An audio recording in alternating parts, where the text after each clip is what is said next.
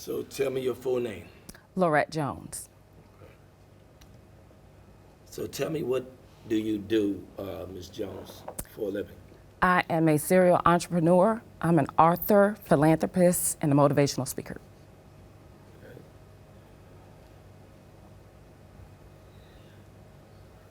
Can you repeat that again for me? I'm a serial entrepreneur. I'm an author, philanthropist, and a motivational speaker. So when you say serial entrepreneur, tell me a little bit about some of the businesses that you do. So currently right now, I have a fleet of Amazon trucks. I'm stationed out of the Pontiac or the Detroit metro area, but Pontiac, Michigan specifically. I currently have about 34 Amazon vehicles. Some of them are gas, some of them are electrical. And I started that business because I had a son who passed away from cancer. So I started that business in honor of him. Okay. So have you always wanted to be an entrepreneur? Kind of answer that into the question. Answer, I meant. Yes, I've always wanted to be an entrepreneur since I was a younger girl, a little girl. I've always seen the fabulous life, if you will. And what I mean by that, I hung around people that were in the street.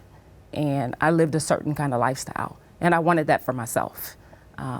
So I didn't always take the right road to get that way, but eventually I got to it.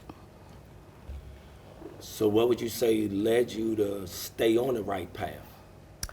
So one day in Michigan, I got in trouble because I was in an altercation with some other women. I was in a gang, and within that altercation, I did some very dangerous things. I had to go to court. I went to court, and the judge saw my background, and he was just flabbergasted. He was like, "You're too smart to be here, so I'm gonna give you two choices. You can either get out of my city and go to the military, or you can go to jail." So I took the military. And from that point on, that's when my life changed. But even in the military, I got in trouble. I did some violence in the military. It took me back to the streets the way this man was talking to me. And we were downrange, and I had an AT-4 on my shoulder. They blew up tanks.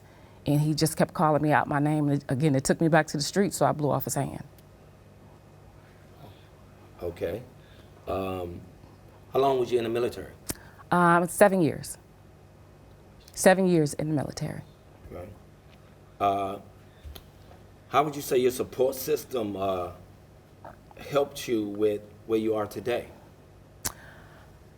I would say my support system, which is my mother, close friends, my father particularly, he's very strong in my life. Just keeping me on the straight and narrow, making me accountable for my actions. But the biggest piece for support for me is really the youth. I do a lot in my community for my youth because I don't want them to take the road that I took, which is a difficult route. So I really do it for the kids. Believe it or not, they are my support. It's more so about what I do for them that supports me and enables me to do what I do. Okay. And I know you said you named your, you did the, one of your businesses in honoring your son. Yes.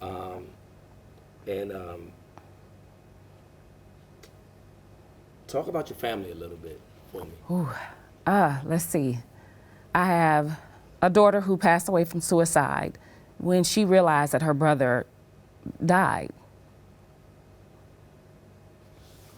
She committed suicide a year later.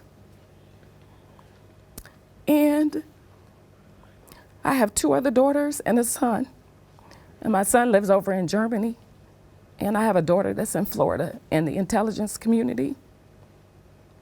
And I have another daughter in Georgia. I told you not to make me cry. I don't need it. It's not gonna come down. I told you not to make me cry. Okay. But I do this for my family, specifically for my daughter and my son my daughter who committed suicide. So I'm just trying to create an environment where the youth have somewhere they can go, people that they can talk to. You know, sometimes it's hard to talk to your parents.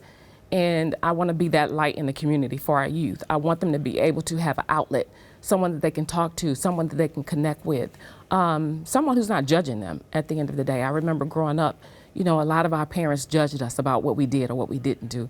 And sometimes children just really need to be heard. They need to be heard. And so that's why I do what I do. And they are my family. So I've created different programs throughout the community. I give back at Christmas time. I give back at Thanksgiving. I've created an annual Easter egg hunt. And it's not just about the Easter egg. It's about games. It's about toys. It's about money. It's about housing. It's about food. It's about back to school. It's not just your regular Easter egg hunt, and it's pretty big. So. Do you? I'm gonna have you. We're still rolling, right? Okay, we're still rolling anytime. Okay. So what advice would you give a young person coming out of inner city that to try to keep them on the right path from making bad decisions? Find something you believe in. Find something that you're passionate about. Stick to it, and don't let anybody tell you anything different. Saturate yourself in it. Find people that. I'm sorry, go back but incorporate the question in it. Okay. Apologize. What's the question again? What advice would you give a young person coming from the inner city stay on the right path? The advice I would give to a young person coming from the inner city is to find something you're passionate about. Find something that you really like to do and pursue it. Pursue it with everything that you got. Believe in it, believe in yourself. Find people that are experts in that field, attach yourself to them, so that you can grow. There's nothing like having knowledge in a specific subject matter expert world. Okay. How would you describe drip? What does drip means to you? How would I describe drip? Drip for me is life itself. You gotta live. Drip for me is waking up in the morning, understanding that I have a purpose. Drip for me is looking into the face of my children and loving on them. Drip for me is understanding that there is a purpose of why I'm here and I wanna pursue that. Drip to me is my cars. Drip is my homes. Drip is waking up in the morning and seeing the water on one of my properties. Drip is allowing people to rent some of my properties. Drip is giving people jobs. Drip is helping the homeless. Drip is helping the youth. That's my definition of drip. I was gonna say of you, but that's my definition of drip. Okay. Last question. Do you hire, or have you hired, or plan on hiring any returning citizens? I actually do have some returning citizens that currently work for me in Amazon. I actually just had an incident with a particular person that just went to jail a few days ago, and I held his job for him as well. But yes, definitely that's part of giving back to the community. Okay, we good. All right.